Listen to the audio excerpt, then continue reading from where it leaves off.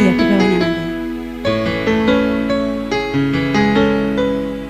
Oke, kita nyanyi bersama. Tujuannya apa? Agar panjenengan bersemangat dalam belajar hipnosis.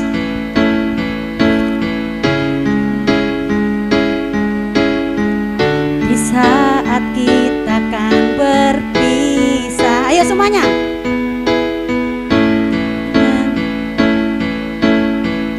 Padamu kasihku, ayo semuanya.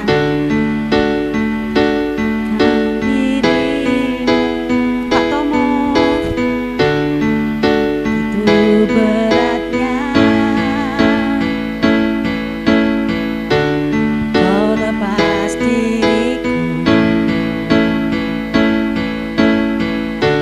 sebut namamu hingga kau rindukan aku akan datang. Ya semangat.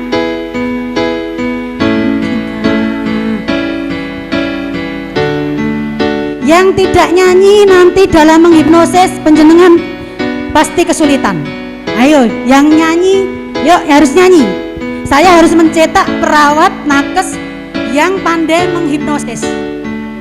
Tidak hanya cukup ditembak saja. Tuanku, oh.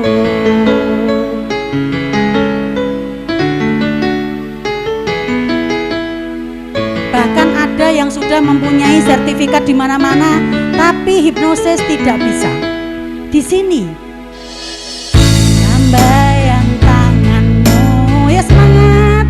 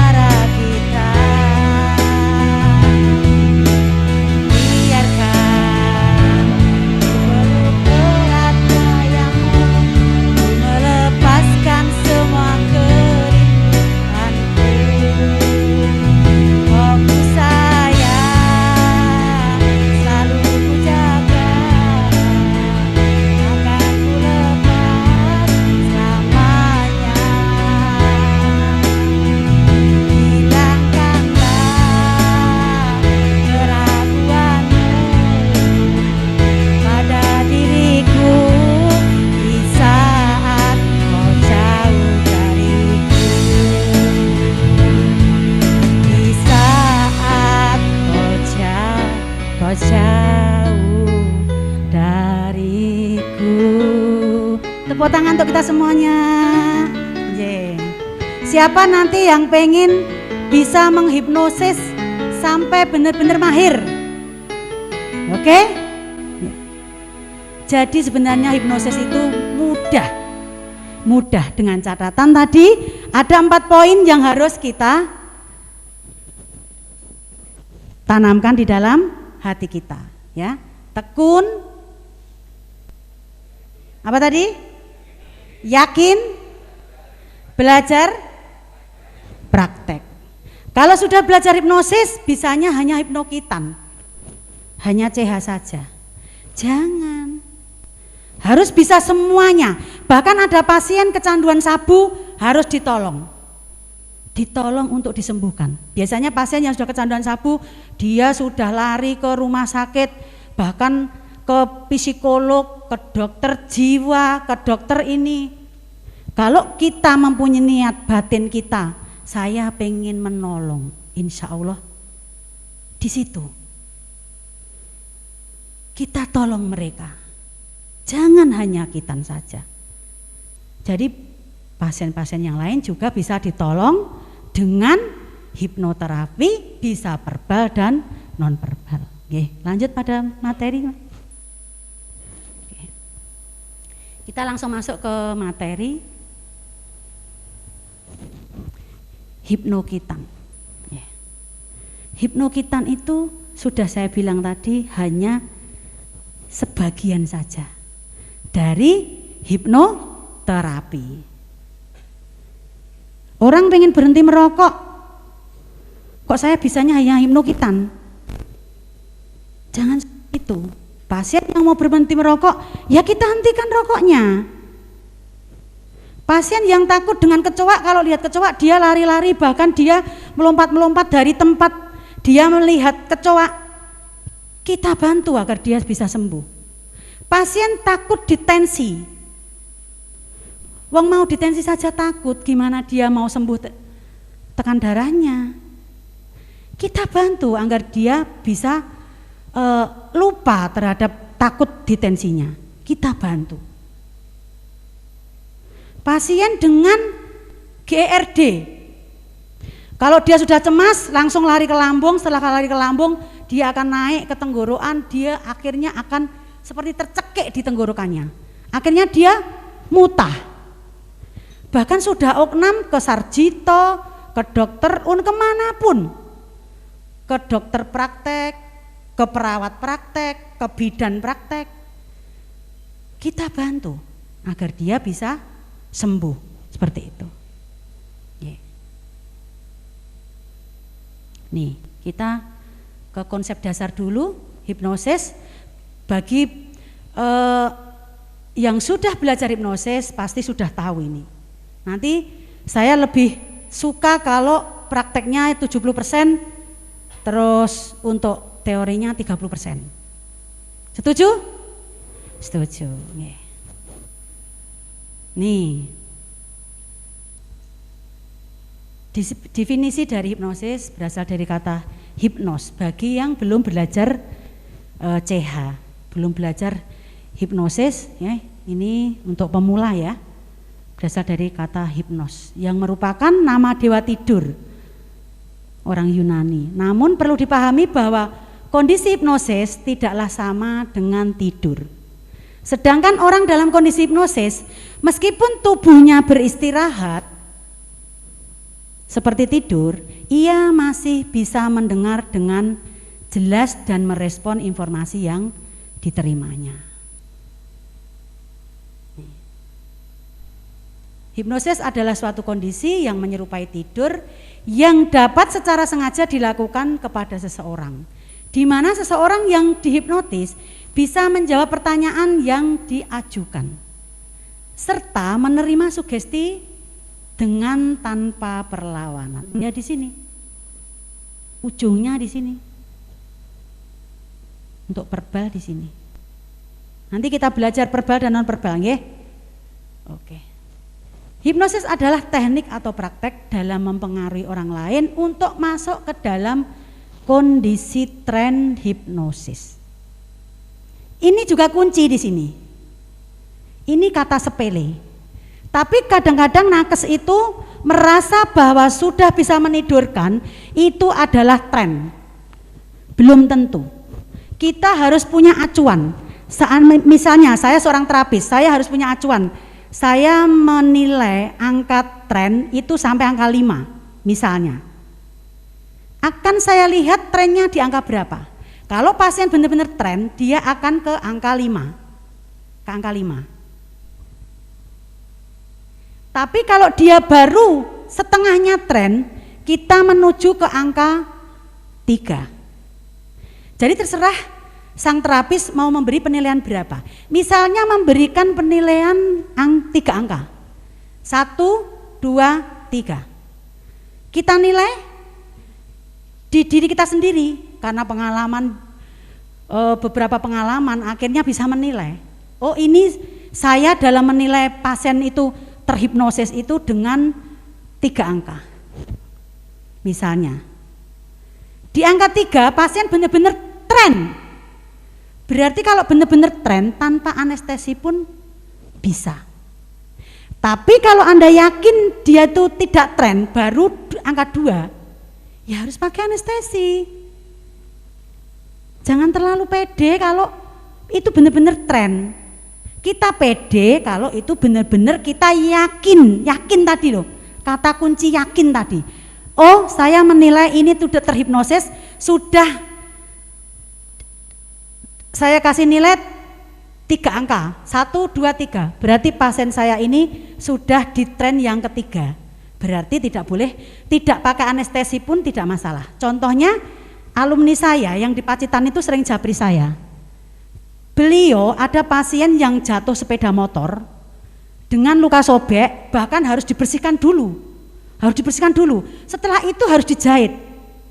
Karena pasiennya itu saking pengennya itu teratasi, setelah dilakukan hipnomagnetik dia tren di angka 3. Lupa nggak pakai anestesi. Padahal dia tidak sengaja nggak pakai anestesi. Maunya dia ya pakai anestesi. Tapi karena saking kesusunan ini karena dia tergesa-gesa selak keburu pengen ini menolong, dijahit, dibersihkan, pasiennya diem saja. Bahkan tidur, tapi tidak tidur ngorok. Tidurnya di level 3 di theta. Pasiennya tidur di bawah alam sadar. Cukup di hipnomagnetik saja. Nanti selesai dijahit baru dibangunin. Demikian juga kitan. Kita juga harus punya penilaian. Misalnya dengan CH ya, saya sebenarnya ada 3 kunci. Kunci CH itu ada 3 kunci. 1, mengejutkan. Ya. Jadi kalau CH itu kuncinya itu sebenarnya hanya 1, mengejutkan. 2, melelahkan atau membuat pasien itu lelah dan jenuh. 3, membingungkan. Kuncinya di situ. Makanya kalau ada trainer yang sudah memberikan ilmu, tapi ilmunya itu kadang masih gandul, kasih kunci-kunci saja, biar mahir. Kuncinya kalau CH, 1, mengejutkan. Mau dikejutkan pakai tembakan, mau dikejutkan dengan digebrak meja, atau mau dikejutkan di keningnya, atau mau dikejutkan di apapun, dia akan tertidur. Itu 1. 2, dilelahkan atau dibuat dia lelah, dia akan tidur. 3, dibingungkan dengan ini, dibingungkan. Kuncinya di situ CH. Gampang kan Bapak Ibu? Gampang? Tapi apakah itu terpikir atau terbesit di dalam benak panjenengan? Lah, kita ajar yang mudah-mudah saja, yang penting mahir gitu, ya. Jadi 1 dikejutkan, 2 dilelahkan, 3 dibingungkan. Itu prinsipnya untuk hipnosis verbal. Kalau hipnosis non verbal cukup di transfer energi saja. Nanti sampai ilmunya ke situ ya.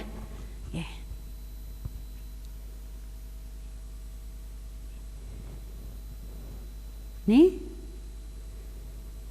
hipnosis adalah suatu kondisi di mana perhatian menjadi sangat terpusat sehingga tingkat sugestibilitas atau daya terima saran meningkat sangat tinggi. Hipnosis adalah seni komunikasi untuk mempengaruhi seseorang sehingga mengubah tingkat kesadarannya yang dicapai dengan cara menurunkan gelombang otak dari beta ke alfa dan theta. Mudah hipnosis itu. Nih.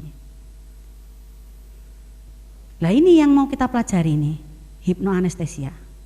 Itu adalah suatu proses yang membuat seseorang menjadi tidak sadar, ini hipno. Terus anestesia itu tidak anestesia atau tidak ada rasa. Jadi manajemen nyeri dengan pendekatan hipnosis yang dilakukan sebelum dilakukan tindakan yang beresiko terjadinya nyeri. Misalnya pembedahan kitan. Seperti yang saya singgung tadi, pasien datang dengan luka sobek, dia naik sepeda dan perlu dijahit. Cukup dihipnomagnetis saja. Kalau belajar dengan verbal sulit, biasanya yang sudah lulusan dari alumni-alumni hipnosis itu biasanya kesulitan di verbalnya. Karena kalau hipnosis verbal itu banyak kata, banyak omong. Tapi kalau hipnomagnetik itu sedikit omong. Bedanya di situ. Nih, hipnokitan yang kita ini ya. Jadi nanti ngiras pantes yang kita pelajari tidak hanya hipnokitan ya. Yang lainnya juga dipelajari, cara mengobati apapun dipelajari. Tidak terpacu kepada hipnokitan. Alhamdulillah pas kebetulan judulnya sunat lem, akhirnya kita bahas ini gitu. Metode pelayanan kitan atau sunat yang diberikan agar menikmati kitan yang menyenangkan, tidak merasakan sakit dari mulai proses kitan sampai dengan proses penyembuhan anak. Penyembuhan anak tetap merasakan kenyamanan karena sugesti relaksasi. Nah ini tadi ujungnya kalau prosesnya itu harus kita hitung atau kita harus punya standar. Saya kalau mengobati pasien A, standar hipnosis saya itu misalnya punya acuan 1 sampai 3, ya sudah pakai acuan Bapak Ibu semuanya 1 sampai 3. Berarti di angka 3 itu benar-benar tren. Di angka 2 pasien tren tapi tidak dalam. Di angka 1 itu energi baru masuk sebagian gitu. Tanpa itu saya kira nanti Bapak Ibu semua yang penting hanya bisa menidurkan. Jangan. Di sini kuncinya, dicatat kuncinya ya. Harus punya standar 1 sampai berapa. Terserah masing-masing. Mau dipakai 1 sampai 3, 1 sampai 5, silahkan. Nih, ada 2 metode hipnosis yaitu non-verbal. Non-verbal ini banyak omong sehingga nakes itu biasanya jenuhnya tuh di sini tuh. Kalau yang namanya CH itu kan banyak omong. Banyak omong.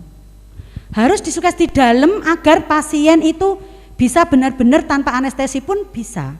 Itu sugestinya harus dalam. Kalau sudah ditembak atau sudah dikejutkan atau sudah dibingungkan, sudah dilelahkan, harus disugesti yang sangat dalam.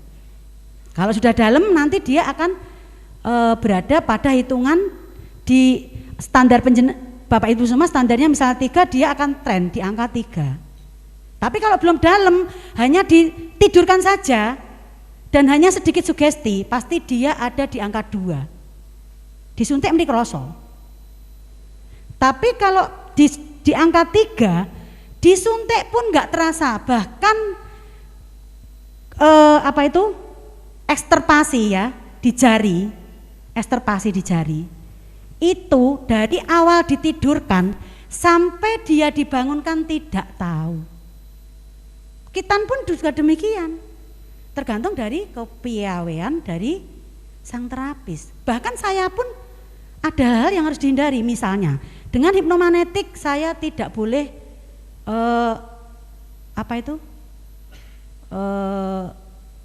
saya tidak boleh dalam kondisi kemerungsung, atau kemerungsung itu bahasa Jawanya kan kemerungsung, tapi bahasa Indonesianya itu marah-marah.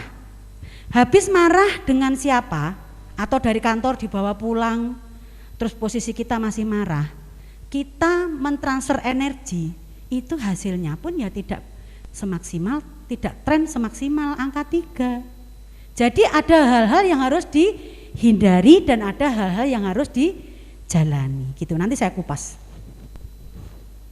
Nih, di nonverbal ini nakes banyak omong.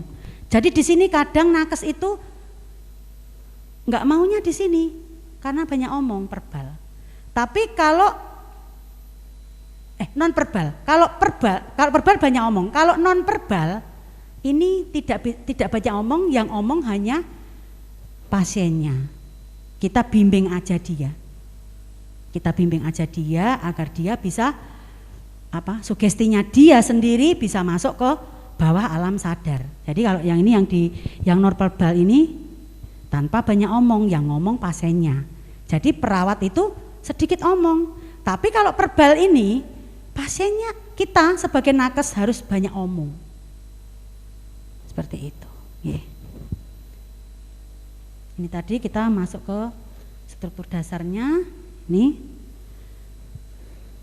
kalau verbal kita harus melampaui ini. Pre-endoksi, endoksi, depth level test, suggestion, terminasi, post hipnotik, terus baru kembali ke normal. Ini loh, yang biasanya itu pada nggak mau, ini terlalu lama. Dah kan gagalnya di sini. Ini kalau non verbal. Kalau verbal, ya ini preinduksi, ya, nih merupakan suatu proses untuk mempersiapkan suatu situasi dan kondisi yang bersifat kondopsi antara seorang hipnosis dan pasien. Nih preinduksi. Jadi kita sebelum kita lakukan induksi, kita lakukan preinduksi. Pasien diberitahu nanti tekniknya seperti ini gitu. Agar proses induksi berlangsung dengan baik, maka sebelumnya hipnosis harus dapat mengenali aspek-aspek psikologis dari pasien. Antara lain ini, hal yang diminati, hal yang tidak diminati, ini apa yang diketahui pasien terhadap proses hipnosis. Ini preinduksi. Biasanya pada nggak suka ini, di verbal itu pada nggak suka ini. Prosesnya ini loh lama. Preinduksi dapat berupa percakapan ringan, saling berkenalan, serta hal-hal lain yang bersifat mendekatkan seorang hipnotis secara mental itu terhadap kepada pasien. Preinduksi merupakan tahapan yang bersifat kritis. Seringkali kegagalan proses hipnosis diawali dari proses preinduksi. Di sini kesulitannya. Nanti saya kasih kunci-kuncinya agar meskipun ini workshop, sebenarnya workshop itu kan hanya pengenalan saja, tapi nanti saya ajari.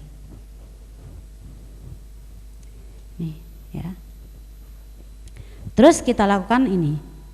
Setelah preinduksi kita lakukan induksi. Ini untuk yang verbal ya, untuk yang CH.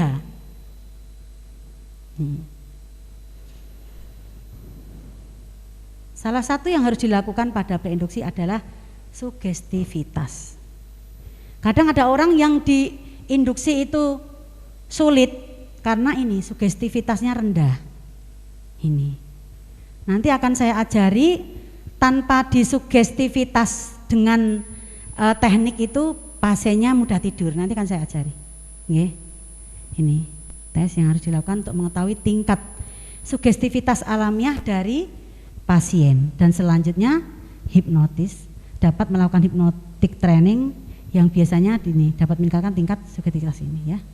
Beberapa contoh cara mensugestivitas itu dengan ini, biasanya dengan dikasih lem, dikasih lem.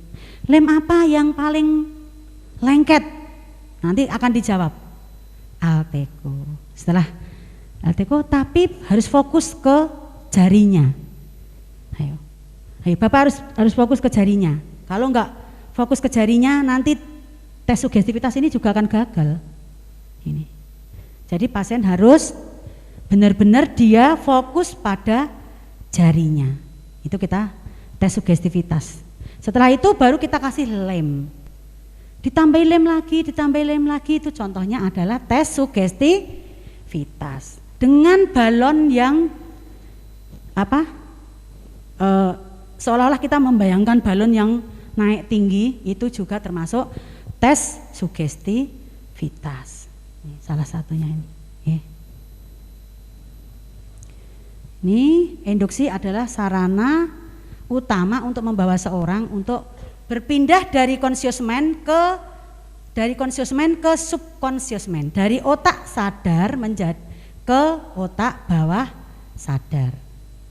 Secara sederhana ini, verbal induksi adalah suatu rangkaian sugesti yang dibawakan secara persuasif sehingga membawa seorang pasien berpindah dari ini otak sadar ke bawah alam sadar. Ini.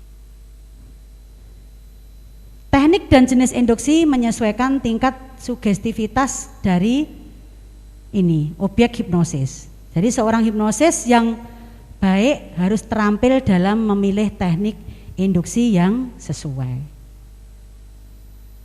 Ini hipnotis komunikasi. Ini kita ini ya, nanti dibaca. Nih. Bersifat perintah dan umumnya diterapkan pada seorang klien yang dianggap memiliki kepatuhan tinggi dan sugestif. Klien menaruh respek yang tinggi terhadap hipnotis, dia akan tersugesti gitu. Atau bersifat ajaan atau pemberdayaan. Dan umumnya diterapkan ketika seorang pasien dianggap sama tinggi dengan seorang yang menghipnosis. Teknis ini umumnya dipergunakan dalam hipnoterapi. Jadi pasien pada waktu kita hipnosis, itu pasien harus benar-benar ngeklik ke kita. Harus benar-benar nyambung seperti cup-cupan listrik. Seperti apa itu? Kontak listrik. Jadi hasil dari hipnosis itu jadi akibat dari ini.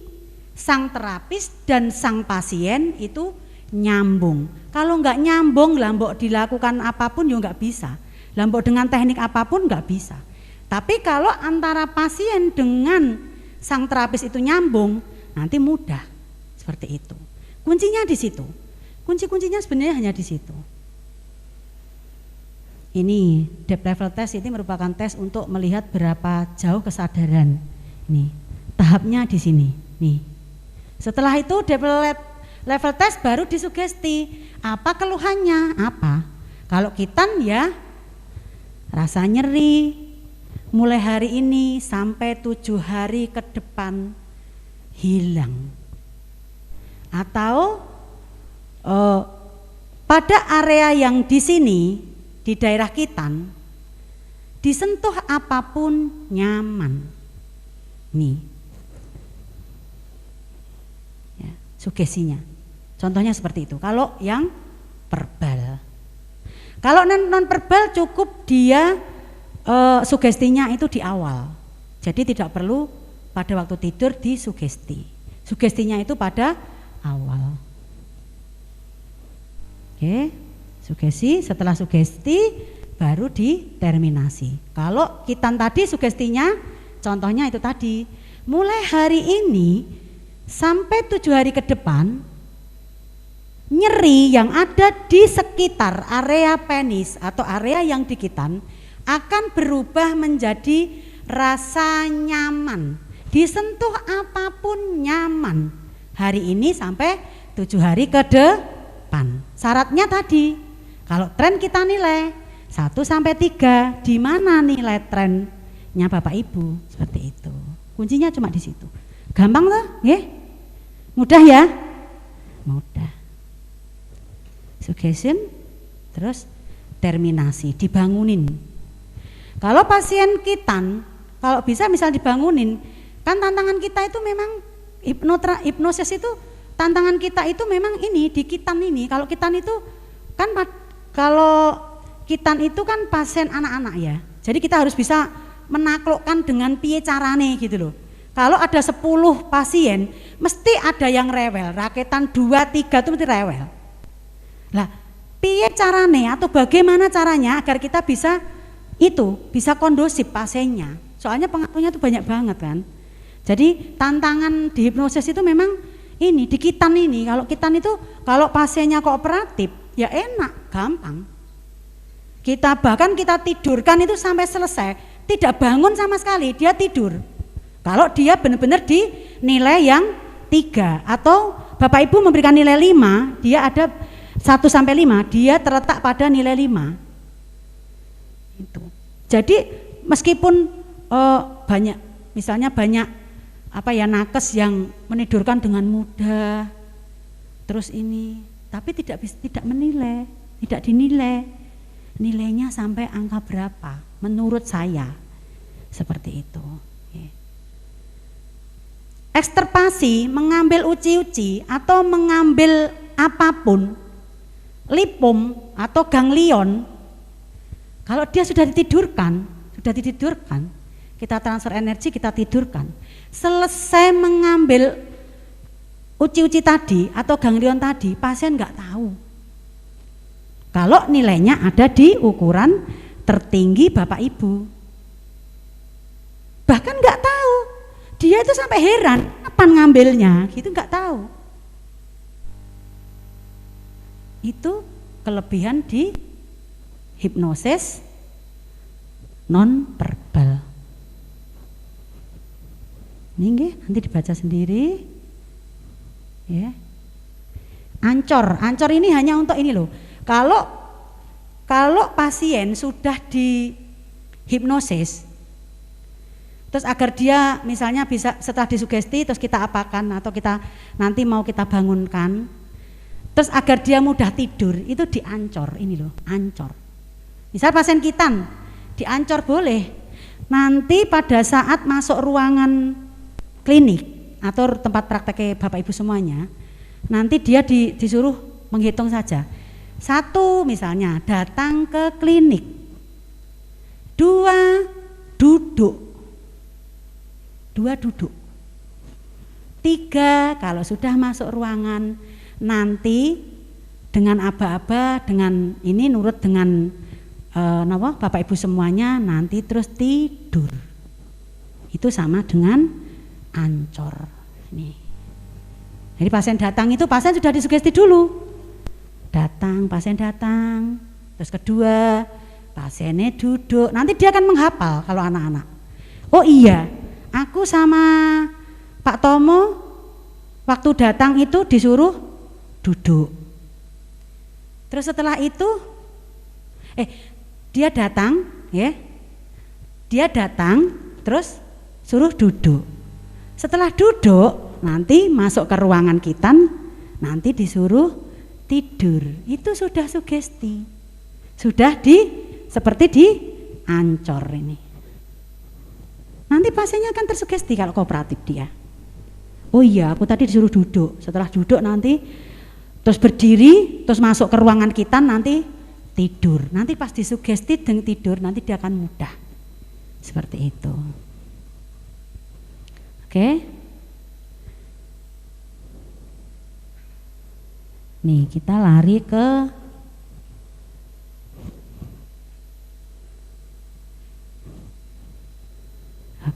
hipno. Gambarnya enggak ada ya, Mas? Oke. Kita masuk ke hipnosis non verbal, ya. Ya ini intinya di sini. Hipnomagnetik. Ya. Lanjut aja Mas, enggak apa-apa.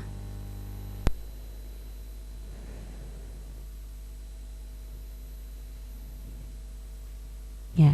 Tadi untuk CHCHT atau hipnosis verbal, nanti tolong dibaca nggih. Nanti teknik prakteknya saja saya ajari. Tapi untuk teorinya tolong dibaca ya. 30% teori, 70% praktek. Oke. Nih.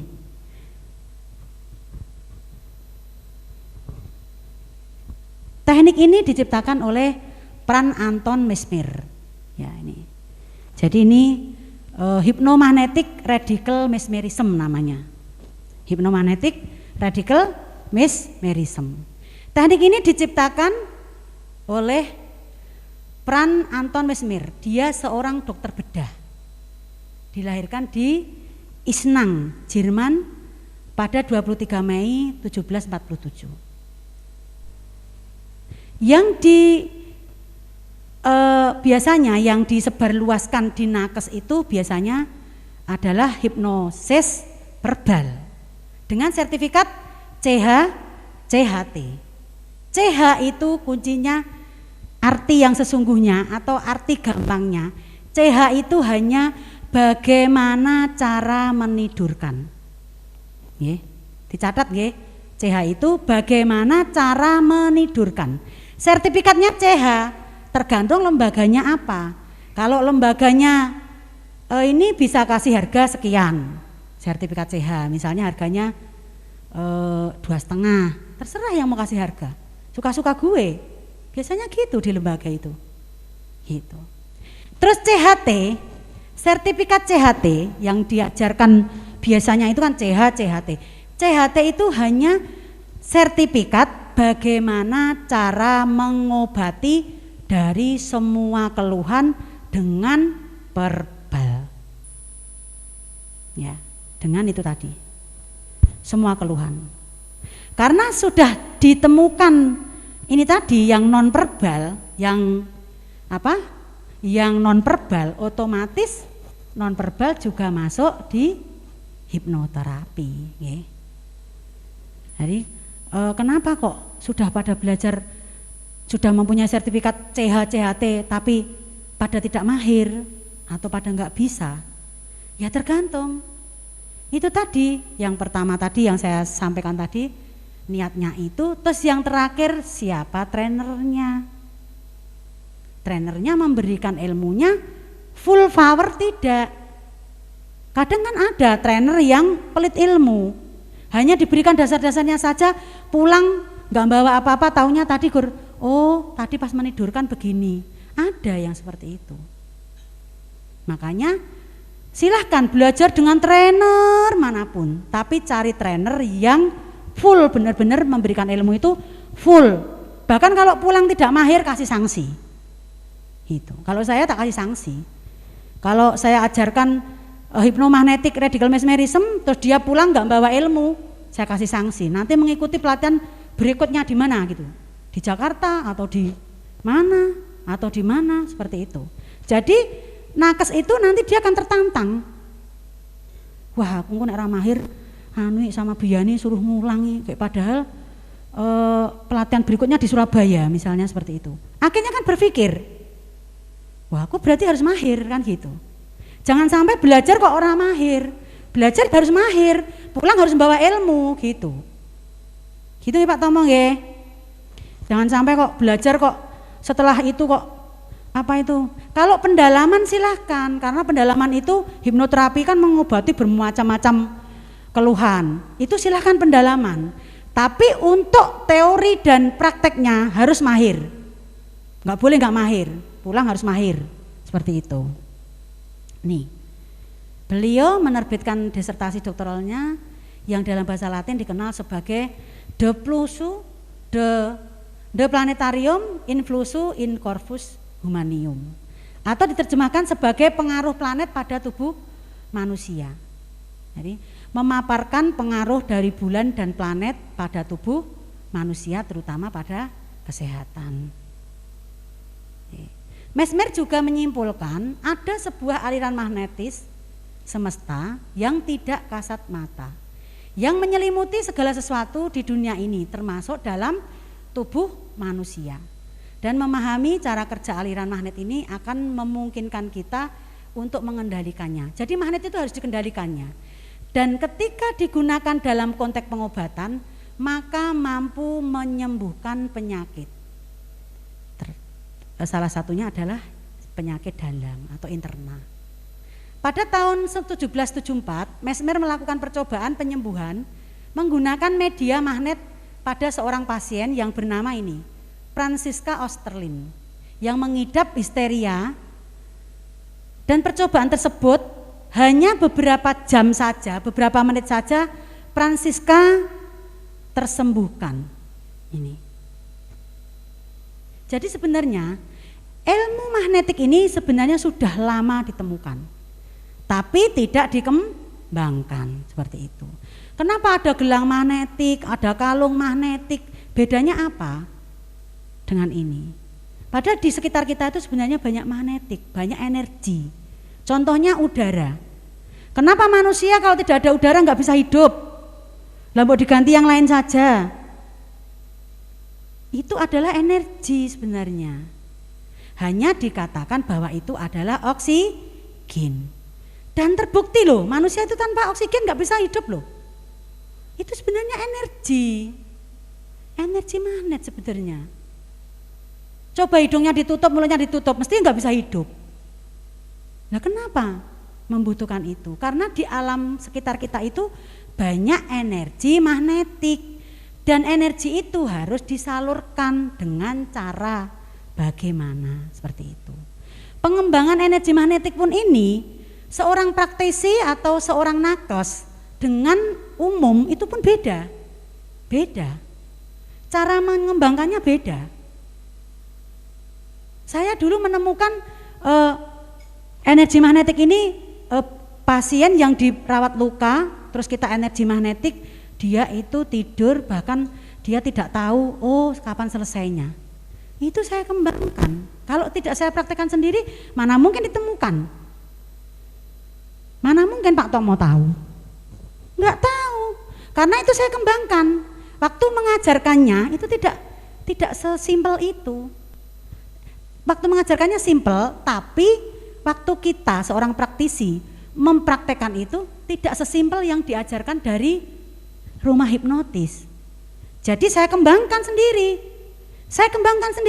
Bahkan saya tuh kadang sok padu juga dengan sahabat saya sesama trainer.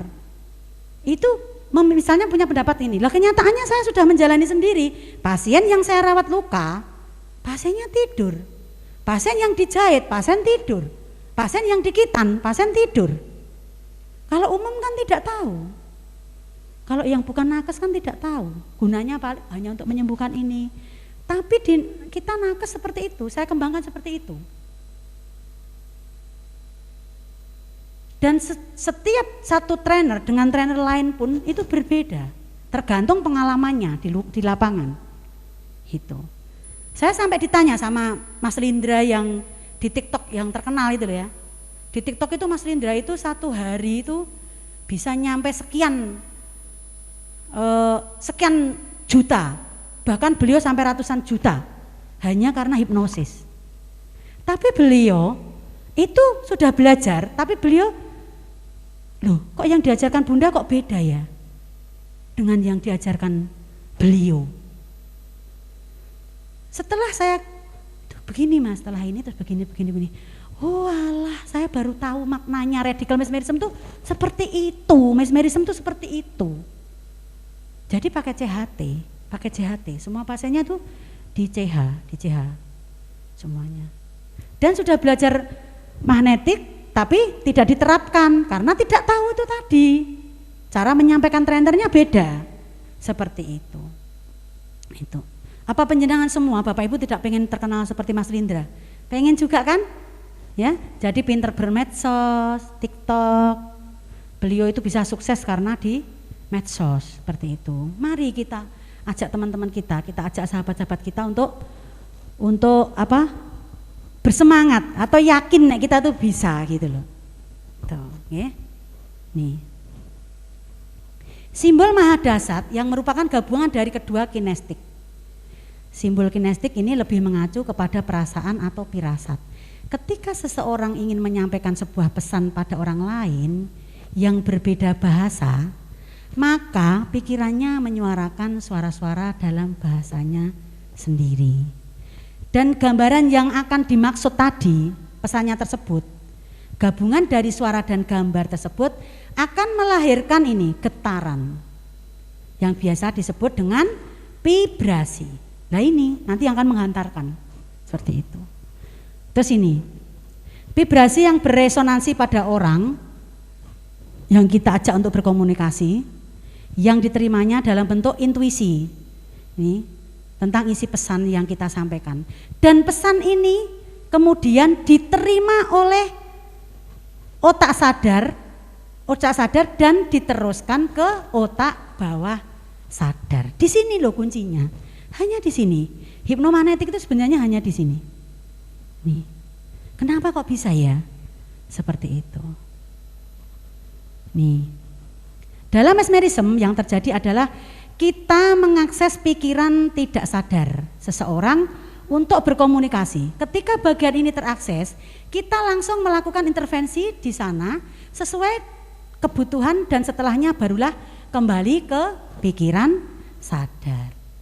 Jadi, teraksesnya ini otak bawah sadar, unconscious mind secara penuh ini tidak selalu ditunjukkan oleh lemes atau memejamkan mata. Orang kalau sudah masuk energi ke dalam tubuh atau ke dalam otak kita, terus mengalir ke seluruh tubuh, itu fenomenanya bermacam-macam.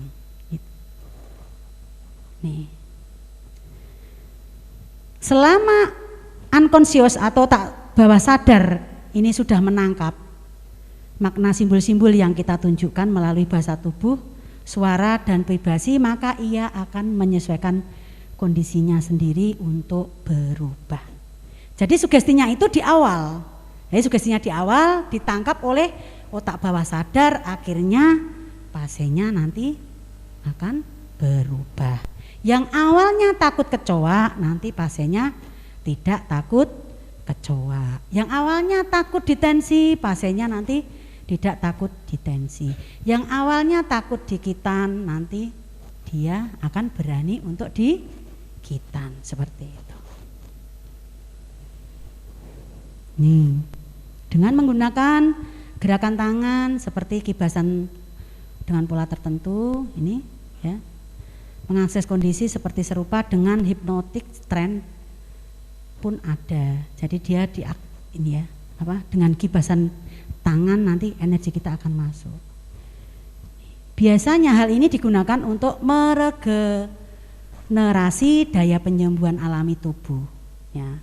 Dalam kondisi krisis mesmerism atau mesmeric crisis state, ini ya, dalam kondisi krisis mesmerism atau mesmerism crisis state, itu tubuh akan homeostasis dan tubuhnya yang terjadi sumbatan atau terjadi hambatan-hambatan di aliran tubuhnya, dia akan kembali lancar setelah kita lakukan transfer energi seperti itu.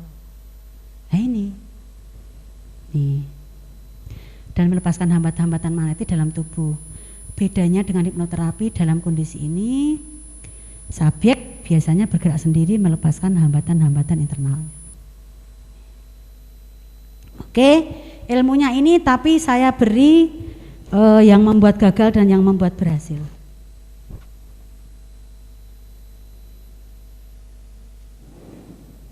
Ini di sini pokok permasalahannya di sini.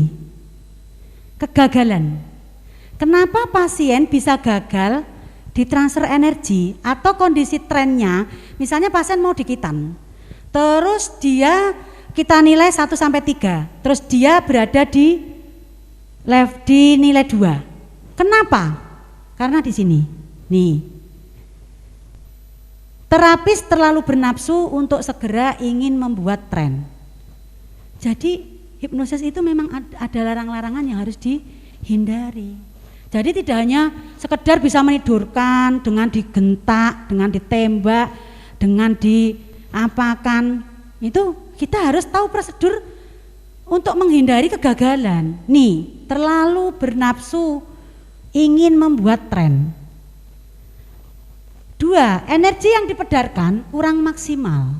Nih, energi yang dibedarkan kurang maksimal. Jadi pada saat CH, Bapak Ibu menidurkan pasien, kenapa dia tidurnya tidak terlelap dan dia trennya tidak dalam setelah disugesti, yang verbal loh ya, yang verbal. Pasiennya udah tidur. Tapi kenapa di tengah-tengah kitan dia bangun? Karena ini tadi, pada saat menilai itu tuh. Nah ini ada hal yang harus dihindari ini. Terjadi mispersepsi antara terapis dan klien. Misalnya anak, pasien yang dihipno nonverbal, biasanya gini, Dek, adik pengen toh dikitan terus nyaman, enak, terus nanti tahu-tahu selesai, adik tidur, mau? Lah, keinginan dari pasien itu kita gali. Setelah kita gali, dia berkata mau atau tos, berarti dia setuju. Itu sugestinya sudah masuk di otak bawah sadar. Kalau pasien dewasa, mesti kan prosedurnya pasien disuruh menyampaikan apa keluhannya. Setelah menyampaikan keluhannya, apa harapannya? Keluhannya itu bisa psikis, bisa fisik, bisa fisikis. Kalau keluhan fisik biasanya misalnya kepala saya pusing, itu fisik. Psikis, saya nggak bisa tidur. Terus saya juga cemas karena semalam saya habis marah-marah sama anak saya. Itu termasuk di psikis. Fisik, tulang belakang saya nyeri, atau bila saya pakai untuk ini rasanya begini, itu keluhan fisik. Terus saya habis makan sesuatu alergi, itu fisik, fisiknya alergi, tapi psikisnya cemas, itu psikis. Jadi harus ditanya keluhan fisik dan keluhan fisikisnya apa. Tuh. Nih, terjadi mispersepsi antara terapis dan klien.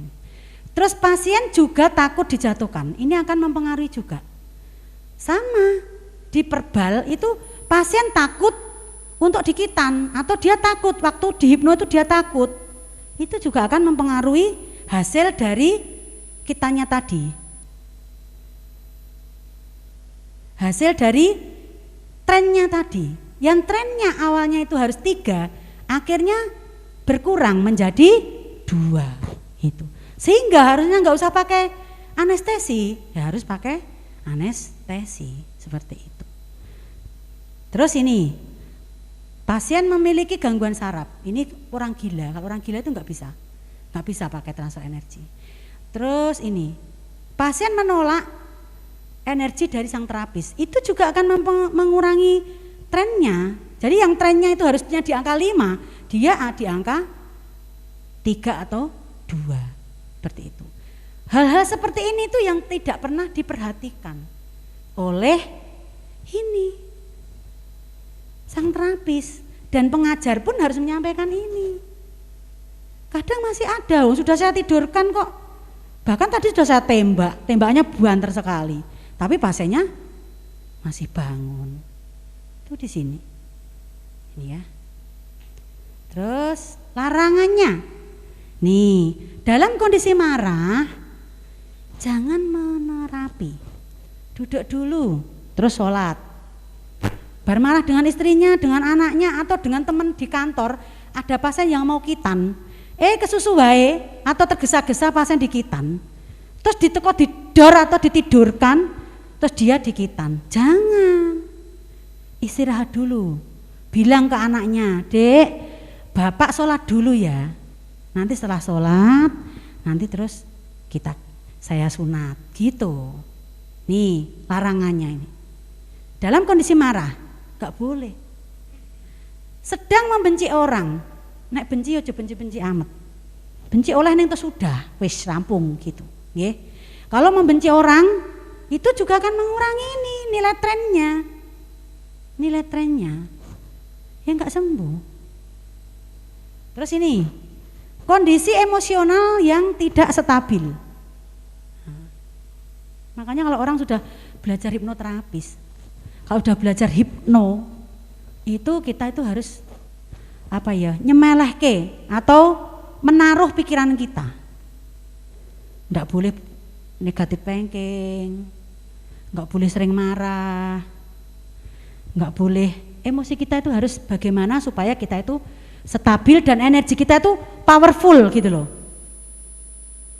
Daripada memikirkan hal yang nggak baik, berpikir negatif, berpikir itu ngapain? Buat istirahat saja, tidur. Begitu nanti pasien kitanya datang, kita powerful tenaga kita.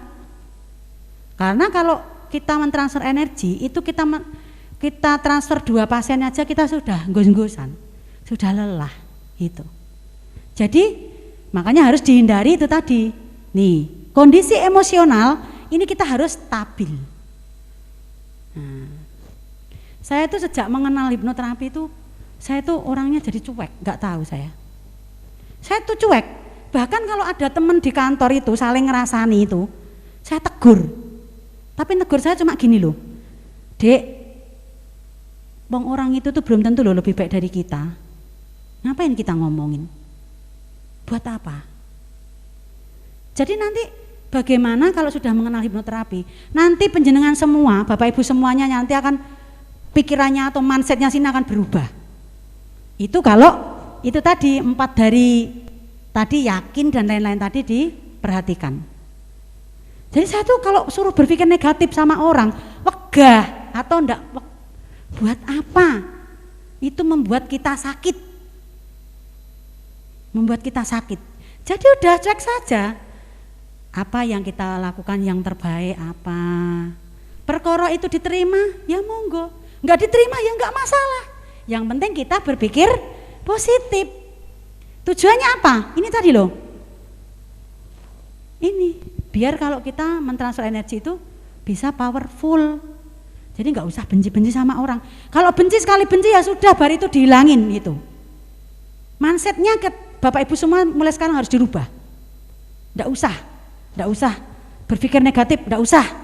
Yang dipikir hal-hal yang positif dan melakukan yang terbaik itu apa kita lakukan. Misalnya menolong pasien, berguna bagi masyarakat, menyebarkan ilmu. Pas kerja itu berangkat bismillahirrahmanirrahim, sampai pulang mudah-mudahan pasiennya kondusif, lancar dan lain-lain. Doanya cuma itu aja. Bar itu pulang terus istirahat. Setelah istirahat garap pasien yang di rumah. Titik. Dapat rezeki berapapun disyukuri. Yang banyak berapa, yang rezekinya berlebih disodakokan ke fakir miskin atau ke anak yatim piatu. Anak yatim piatu yang membutuhkan kita tuh banyak sekali. Kalau transfer ke anak yatim piatu udah nggak usah bilang, transfer gitu aja. Nanti sudah dihitung sama Allah amal kita, seperti itu. Jadi nanti penjenengan akan sehat. Dengan cara seperti itu, nanti Bapak Ibu semuanya akan sehat. Kalau nggak percaya silahkan, nanti kalau pulang mindsetnya dirubah. Oh iya, sama Bu Yani aku nggak boleh sering marah, nggak boleh membenci orang, nggak boleh berpikir negatif, nggak boleh ini. Ya sudah, ibadah ya ibadah. Kita rajin, kita yang sudah tekun ibadah, kita semakin tekun lagi. Yang sholawatnya, yang mau nih baru 100 naik jadi 500, setelah 500 jadi 1000. Kalau punya hajat sholawatnya 2000. Seperti itu. Hitung ya Bapak Ibu ya. Oke, saya mohon. Terus ini, tidak boleh memproses energi. Jadi energinya nggak usah diproses karena tubuh kita tuh sudah ada energi. Yang kelima, meremehkan pasien. Pasien datang tuh diremehkan. Duh, sing teko iki meneh pasiene. Bikin duit ora, punya uang enggak itu pasien datang. Itu lagi yang datang. Jangan seperti itu. Terus meremehkan pasien misalnya. Pasien kingko bisa enggak ya? Jangan. Terima aja padanya. Wes pasien kuwi teko datang dengan apapun, pokoknya ditompo, bahkan enggak punya uang pun diterapi, gratisin. Gitu. Jadi kita tuh enak. Hidupnya enak, gawe enak gitu aja. Yang penting sudah melakukan yang terbaik. Kalau masih kurang ini, ya monggo, terserah, gitu aja. Itu ya Bapak Ibu semuanya. Nanti setelah pulang mindsetnya akan berubah. Oke, jadi yang kulino berpikir negatif, kulino yang sudah menjadi pejabat misalnya kemerungsung, gur mikir ke gawean yang kantor, memikirkan gawean yang kantor, mulai nanti nek pulang mulai disudo pikirannya. Oh iyo, aku ki jadi pejabat ya. Kalau saya terlalu banyak berpikir terus saya ini nanti saya stres sendiri malah sakit sendiri. Kalau sudah pensiun sakit siapa yang peduli sama kita? Enggak ada. Itu mindsetnya harus dirubah. Jadi nanti oh iya kata Bu Yani pikirannya suruh ngelerenke atau suruh mengistirahatkan. Oh iya. Yang awalnya saya itu nih sekarang seperti ini gitu. Oke. Yang awalnya kalau bekerja itu kadang di rumah sakit itu nek bekerja kan ya macam-macam nggih, kadang repot, kadang tidak gitu. Nek mangkate kemerungsung rak mesti repot. Kalau berangkatnya kemerungsung mesti repot. Tapi kalau Bapak Ibu semua berangkatnya bismillahirrahmanirrahim, niatku arep nulung pasien. Bismillahirrahmanirrahim, moga-moga nanti kondusif, tidak repot, pulang ya enak, awake ya ora kesel. Delalah repotnya itu kayak orang lain gitu. Seperti itu gitu ya. Delalah rakeduman repot gitu. Oke, siapa yang mau praktek, yang mau menjadi probandus siapa? Yuk silakan maju. Yuk, untuk alumni saya ada Pak Tomo, ada Mas apa? Mas Din, mana Mas Din? Ya Pak Kris, yuk monggo silahkan. Ya lagi kita ini ya. Saya minta untuk yang di belakang ada 2 orang yang menjaga di belakang. Nanti kalau jatuh nanti ini. Enggak Pak Tomo, silahkan. Iya. Siap. Oke. Siapa yang mau di transfer energi? Siapa? Jenengan? Pak siapa namanya? Mas Budi ya? Iya, Mas Budi sama Mas Kevin. Oke. Yuk, ada 2 orang yang di belakang. Ada orang di belakang. Oke. Pak Tomo, tolong ditransfer ya. Ditransfer Pak Tomo, tolong Pak. Yuk, Pak Tomo di depan sini. Sini Pak. Awas. Oke, yang di depan Mas Budi nggih, Mas di depan, menghadap sini. Oke, Pak Tomo sini Pak, Pak Tomo di depan, yang di belakang 2 Mas, iya, oke, iya, Mas Budi, keluhannya apa? Nggak ada, lagi flu, berarti daya tahan tubuhnya menurun ya. Oh iya, lainnya ada pusing, ada ini. Udah, ini Pak Tama. Kita transfer energi untuk pasien kita cukup dengan duduk saja. Ya. Jadi dengan duduk pasiennya ditransfer energi. Tapi untuk anak-anak nanti saya kasih tip caranya. Seperti yang saya sampaikan tadi. Gitu nggih? Ya, Pak Tama, boleh.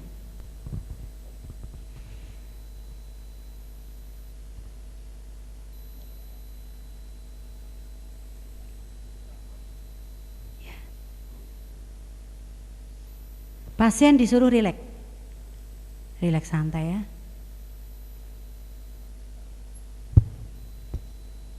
Jangan dilawan.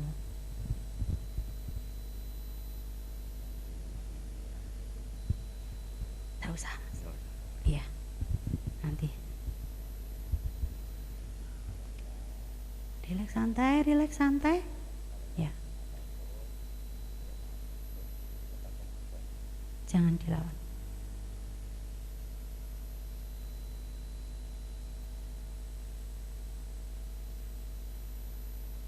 Nanti kalau ada dorongan energi, jangan dilawan, dijatuhkan saja.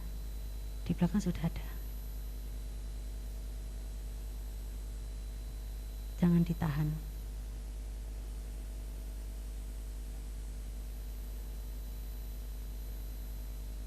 Dah, ya langsung di tidurkan, ditidurkan. Setelah itu didepening. Didepening nanti ada tanda-tandanya kalau pasien itu tren. Ada tanda-tandanya. Pasiennya matanya berkedip. Terus pasien sering menelan ludah. Sering menelan ludah pasiennya. Terus nadinya akan melemah. Nadinya akan melemah. Yang awalnya nadinya itu 84, dia akan turun menjadi 78. Seperti itu contohnya. Tuh. Pas kondisi seperti ini, pasien diobati lukanya, pasien dikitan, dia akan tidur dengan nyaman. Pada pasien-pasien dengan kasus yang non-kitan, dia ada keluhan, pada kondisi seperti ini dia akan homeostasis, akan melancarkan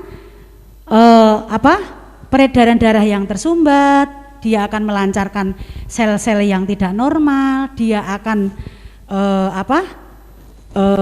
seperti ini. Nih, seperti ini ya. Nanti kalau pelatihan nanti kita kupas tuntas sampai ke cara menangani pasien-pasien A, B, C, D, E dengan keluhan macam-macam. Sama dengan hipnokitan, pasien tren seperti ini dia tahu-tahu kitanya selesai gitu. Seperti itu. Ini kasus lagi Pak Tomo. Satu lagi sini, lagi. Siapa lagi? Mas Kevin? Yuk. Berdiri. Yuk, gantian. Yuk. 2 orang yang di belakang. Belakang. Seperti ini dia harus dites. Sama, depth level test. Kita tes tangannya dia akan jatuh sendiri. Dia akan jatuh sendiri.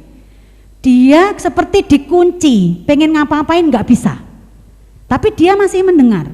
Kalau pasiennya tidak mendengar berarti gagal. Harus diulang dari awal lagi. Oke? Oke. Kalau kasusnya berat itu 30 sampai 60 menit. Tapi kalau kasusnya ringan seperti digigit kalajengking, nyeri kepala, cukup hanya 15 sampai 20 menit saja. Biarkan dia homeostasis.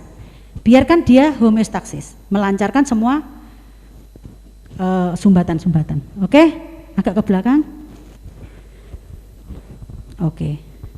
Udah? Oke.